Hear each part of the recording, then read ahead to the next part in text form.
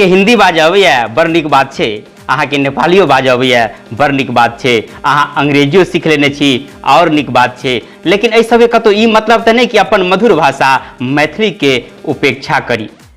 हम सब चाहे जतौ कतौ रही गर्व से कही कि हम मिथिला के वासी छी। तऽ अहाँ सबके जे ई मालूम है रामचरितमानस में तुलसी बाबा माँ जानकी जी के नाम मैथिली कह के संबोधित केने छथिन, यानी कि हम सब जे मैथिली जे भाषा के नाम लै छी तऽ माँ जानकी के नाम सेहो अबैया।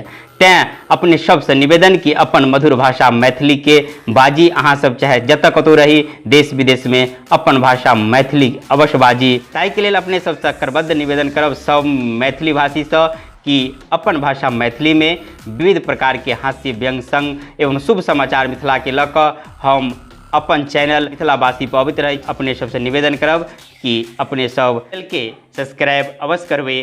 जय मिथिला, जय मैथिली।